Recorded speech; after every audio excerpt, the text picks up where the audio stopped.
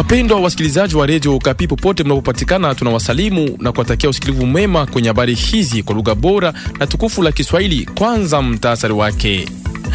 Mji kuu la Kinshasa, taarifa ya shirika la BCNUDH inalaumu mwenendo wa ukiukaji wa haki za kibinadamu. Huko Bunia, upunguko kwa vifo vinavyotokana na ugonjwa wa Ebola unaonekana upaa Mungwalu kulingana na vyanzo vya afya. Waendesha pikipiki wengi wa Matadi huko Kongo Central sasa wanakataa kulipa kodi ya makubaliano ya ukarabati na matengenezo ya barabara. Hayo na mengine mpendwa katika taarifa hii ya habari.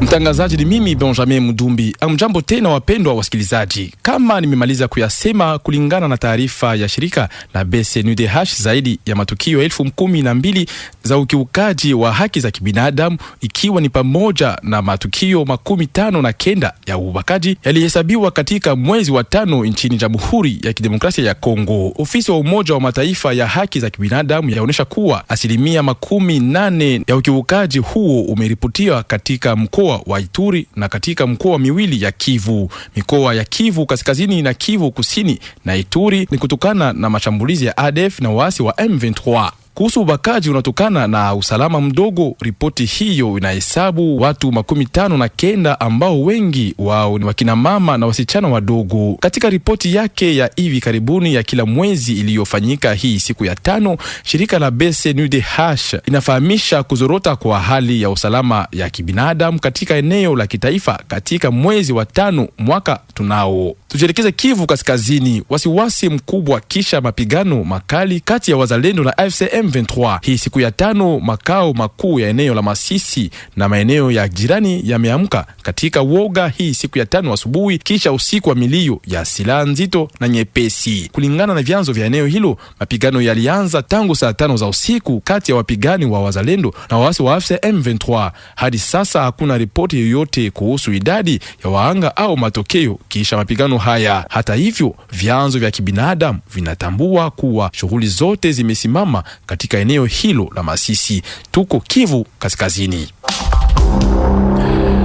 Kama nimetanguliza, katika mkoa wa Ituri upunguko kwa vifo vinavyotokana na ugonjwa wa Ebola unaonekana katika wilaya wa Mungwalu, kilomita 85 pande kaskazini huko Bunia, kwenye eneo la Jugu ambalo ni moja ya maeneo inayoshikwa na mlipuko huo. Kulingana na vyanzo vya afya, mabadiliko haya yanatokana na kujitolea kwa jamii za mitaa katika kuheshimu na kufuata hatua za kujikinga. Kwa hiyo kando na Mungwalu, visa vinavyotiliwa shaka na vifo vya mtaani vinaendelea kuripotiwa. Hii inatokana na hali mbaya ya barabara za mahali, pia usalama mdogo unaosababishwa na makundi ya waasi. Ripoti yake Isaac Remoyope kutoka Mungwalu, utafsiri wake Roneli Ntibonera. Katika eneo la Mungwalu Centre, vifaa vya kunawa mikono vimewekwa mbele ya maduka, soko na maeneo mengine wanapokusanyika watu wengi. Mikutano ya watu imekuwa ikipungua sana. Mabadiliko haya yanaonyesha kwa wakaaji wameanza kuelewa kuwa janga hili la Ebola ni tishio kwao kutokana na idadi ya watu waliofariki hasa katika kata za Shuni ya kwanza na Shuni ya pili mwanzoni wa mlipuko wa visa. Kwa mjibu wa vyanzo vya kiafya, hakuna ongezeko la vifo lililoripotiwa wala katika kituo cha matibabu ya Ebola wala ndani ya jamii kwa zaidi ya wiki moja. Hata hivyo, hali inabaki ya wasiwasi katika maeneo ya pembezoni mwa Mungwalu. Hii ni pamoja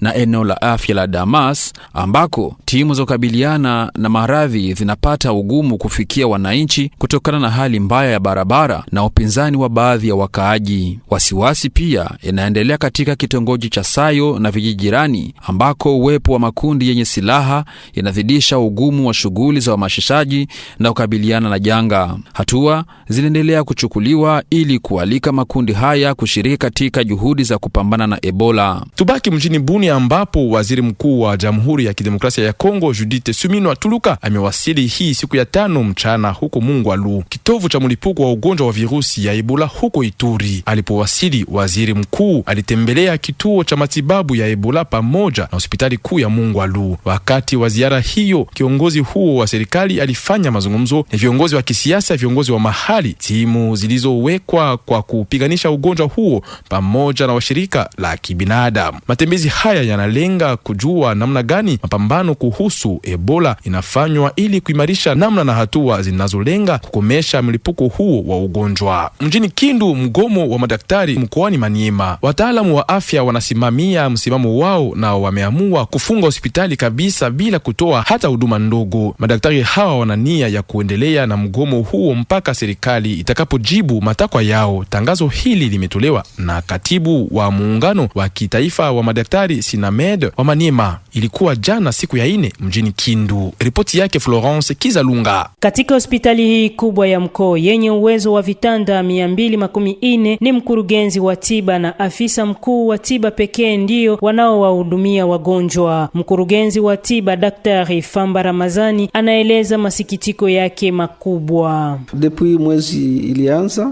médecins bote wanaenda ku greve. Inatuletea shida kabisa paske hospital Kabambi kama hii inatumika na médecins mbili. Iko shida sana kwetu, tunachoka si wawili kutumika usubuhi, mchana sawa vile usiku. Kwa upande wa chama cha kitaifa cha madaktari, hakuna swala la kurejea kazini hadi pale madai yao yatakaposhughulikiwa. Daktari Mark Tutu ni katibu mtendaji wa Sinamed Maniema. Hapa kwetu kumanyema mgomo inaendelea kuforma ya hopitaux sans médecin. Waganga wa daktari wanakatala katakata kurudi kukazi kama abayaona ile enye gouvernement ili promettre intégration ya paye complémentaire au mois de juillet, alignement ya 800 médecins kwa trimestre moja na kulipa ile maariere enye libakia leo miezi 4. Kutokana na hali hii, baadhi ya watu wanapendelea kutafuta huduma za matibabu katika vituo vya binafsi badala ya vile vya umma. Ripoti toka Kindu, Florence Kizalunga, Radio Kapi.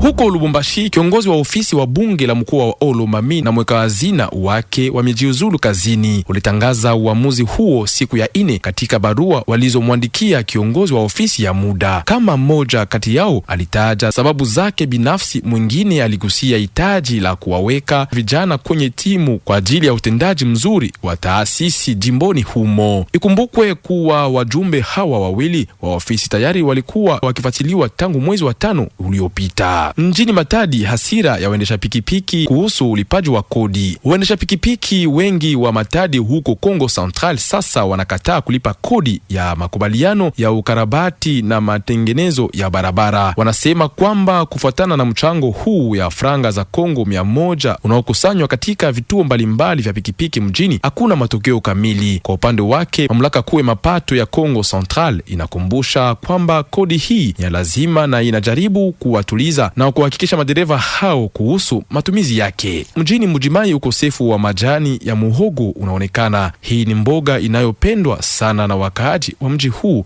wa Kasai Oriental. Wataalamu wanaeleza kuwa chanzo cha shida hii na wakati hii wakipwa. Matokeo yake, bei sokoni yanaonekana kupanda na familia nyingi ambazo zinatumia kwa kawaida mboga huu zinapata shida ya kuinunua.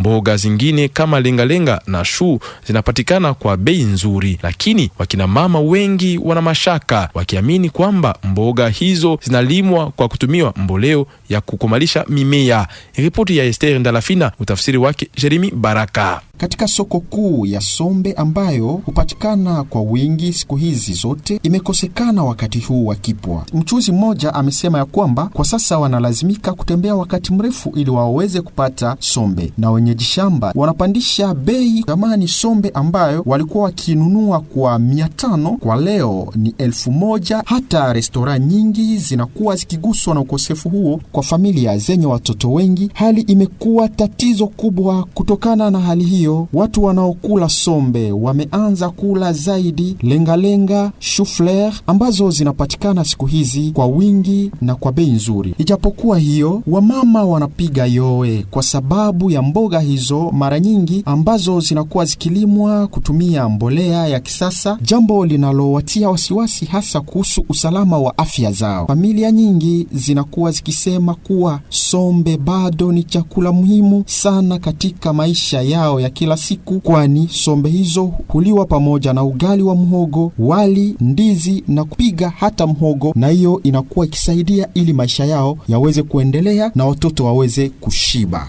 Tumalize kipindi cha kwanza cha toleo letu mjini Beni, Kivu Kaskazini. Wakati huu wa mafungo ya shule, watoto wanakuwa wakizunguka kiolela barabarani, hali ambayo inaleta wasiwasi kwa watetezi wa haki za watoto. Mtaa ya mji huo wa Beni imekuwa ikipokea watoto wengi kwa wiki chache sasa wakati huu wa mafungo ya shule. Wamoja kati yao wanapitisha masaa mengi mbali na familia zao, hali inayowatia wasiwasi watetezi wa haki na ulinzi wa watoto wakati eneo hilo linahusika na mlipuko wa Ebola.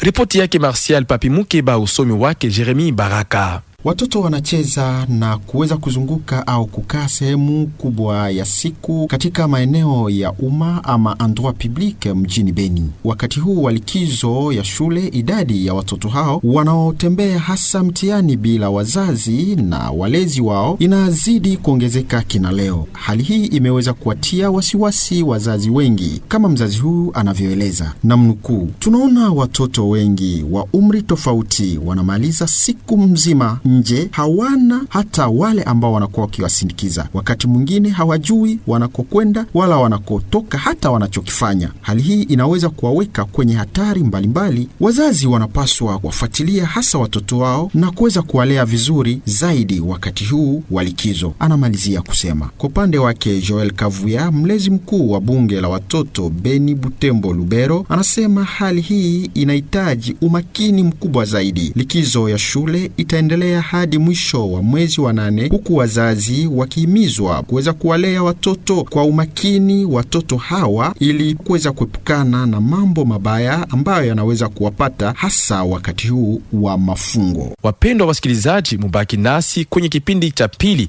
kinachotolewa naye Bernardin Nyangi. Radio Okapi, invité en Swahili. Jimboni Maniema, wakati wanafunzi wako likizoni, shule za Kianglikani zaendelesha vikao ili kuandaa mwaka wa masomo 2026-2027 ujao. Mkutano wa hivi karibuni wa walimu ulifanyika mjini Kindu. Ili kuelewa lengo la jitihada haya, tulimwoji Zakari Masimango Katanda, askofu wa dayosisi ya Anglikani ya Kindu. Anajibu katika mazungumzo haya na Florence Kizalunga. Baba Zakari Katanda Masimango, jambo. Jambo sana journaliste. Wakati watoto wiko kwenye mapumziko, nyinyi mumeweza kukusanyisha walimu na wakuu viongozi wa mashule ya Kianglikani kwa ukomo gani? Tunawakusanyisha kwa ukomo ya kubaki pamoja na wao kwa kuchunguza sababu gani hiyo nivo ya masomo ya watoto inashuka, sio kama kawaida. Inafaa tujifunze pamoja, tutafute namna gani tunaweza kuongeza hiyo nivo ya elimu ya watoto wetu kusudi tupane kwa Kongo watoto wanaofaa kwa kuendelesha hii nchi mbele. Tunaweza kusema ni namna yenu ya kuweza kutayarisha vizuri mwaka wa masomo ujao ya 2026 mwaka 2027. Na ni vile mama journalist, tunapenda tutayarishe vizuri mipango yote ya masomo ambao leta anatupatia sisi kwa mwaka ijayo kusudi tuanze vizuri na tutamaliza vizuri. Katika kikao hiki nini ilionekana kama vile magumu ama shida kubwa kwa ajili ya mashule zenu ndani ya mwaka iliyopita? Kwa mwaka iliyopita tuliona shida iko ngambo yote. Tuliona shida ngambo ya walimu, ngambo ya wazazi na ngambo ya wanafunzi wao wenyewe. Na shida ya walimu ni nini? Walimu wengi hawana wakati ya kutayarisha mafundisho kwa watoto. Walimu wengi wanakuwa wanafunzi, wengine wanatumika huko na huko kwa kusudi ya kupiganisha maisha. Kuna pia wanafunzi wengi ambao hawajitoe sana kwa masomo, wanategemea rushwa. Na wazazi wengine hawafuatilie watoto nyumbani. Hii yote ni vizuri tuchangiane pamoja kusudi mwaka ijayo tuangalie wanani ambao wanaweza kutusaidia kwa kuweza kuongeza elimu ya watoto wetu. Kufatana na hiyo jambo, suluhisho gani mliweza kukamata kwa ajili ya kurekebisha? Kwa kurekebisha, ya kwanza tutafuatilia sana mambo ya walimu, na ya pili tutafuatilia sana mambo ya watoto na kuwaweka kwa hali ya mzuri kwa kuweza kujifunza, kurekebisha manyumba ambao wanajifunza ndani na kuleta vifaa za didaktiki kusudi watoto waweze kujifunza kwa hali ambayo inaofaa kufuatana na mipango ambao serikali anaweka mbele yetu. Hiyo ni hakikisho ama espoir, matumaini ambapo umepatia wazazi wenye kutuma watoto wao kunako mashule za Anglikani kusema kwamba mwaka ujao watoto wao wataweza kusoma kama kawaida. Ndiyo, ni matumaini, ndio Kiswahili mzuri, ni matumaini, sababu bila matumaini hakuna mwenendo. Tuna matumaini, tuna ile mwelekeo ambao tunapenda tusimamishe kwa masomo zetu zote, na ile mwelekeo itatusaidia sisi wote tuangalie mbele, tuangalie kwa ile mwelekeo kusudi mambo yende mzuri kwa masomo ambayo serikali inatupatia tuweze kuyaongoza. Kuona basi mumeweza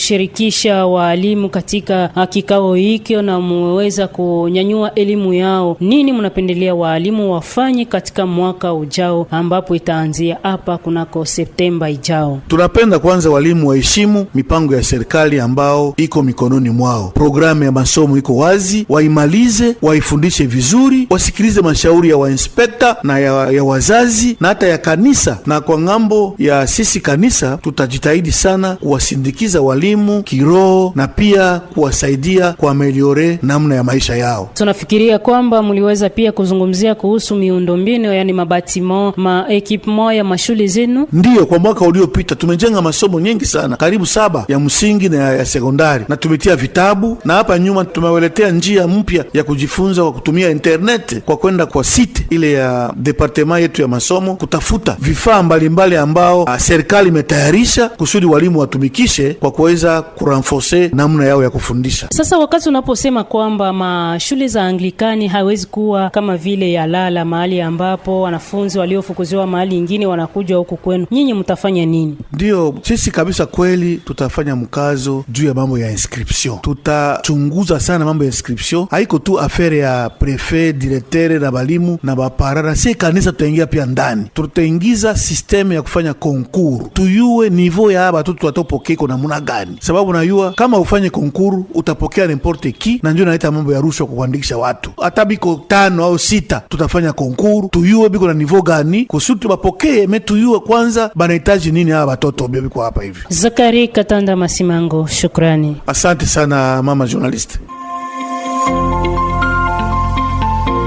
Radio Kapi, dossier en Swahili.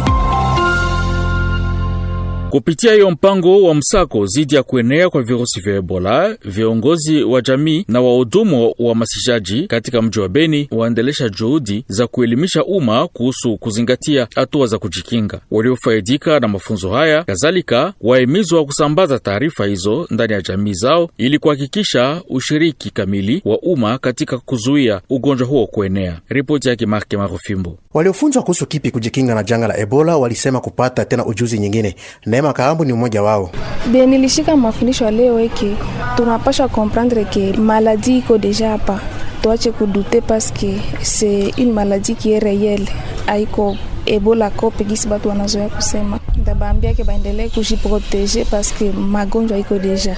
Janga la Ebola sio ya kuzarau, alisema kwa upande wake Kavuo Maliabo Anastasie. Mafundisho yenyewe tunafundishiwa ni ya muhimu sana sana, tena kuhusu hali ya hewa yenyewe tuko tunaishi leo. Hali yenyewe inatuomba tukue makini kwa hali ya kuishi yetu. Mambo ugonjwa iko ile ugonjwa kukua, anatufundisha kwamba hayombe kukua negligent. Unge unazarau hali yenye iko kama magonjwa iko, inatuomba tukamate ma mesures de barriere, ma precaution, namna gani tutaishi. Mama wewe nyumbani kwanza, nyumbani kwako unaona namna gani utachunga jama, na unawaambia namna gani naomba kujikinga, na unawafundisha kwa kujikinga.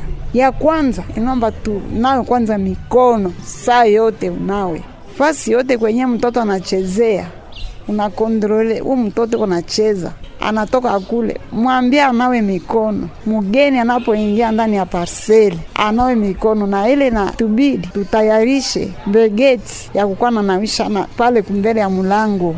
Kwake Placide Mate, msimamizi wa jamii, kuongeza tena mashauri ya ukingo. Kama sisi wakaaji tujue ya kwamba kujikinga kwa hii magonjwa, kitu ya kwanza ni kuweza kushika yenye wanaita mamezir barriere, ni kunawa mkono kwa maji safi na sabuni kwa kila wakati. Wakati unaona mtu amegonjwa, lazima sana umutume kunako kituo ya afya ili waganga wamupe matunzo inayofaa, na ni wao ndio watakaoweza kuchunguza ya kwamba kuna shida kubwa au hapana, na ile wakati tutakuwa tumeweza kuchunga komunote yetu. Ifahamike kwamba waliofunzwa watakuwa walimu kwa wengine ili pamoja kuweka kando janga hili la Ebola. Beni, Mark Marufimbo, Radio Kapi. Ni hayo yaliyojiri kwa kipindi chetu cha pili cha habari. Mtangazaji ilikuwa mimi Benjamin Mudumbi, kwa ufundi tulisaidiwa naye Jedone Nyangasa. Mwisho wa toleo, aksanti kwa kutufata.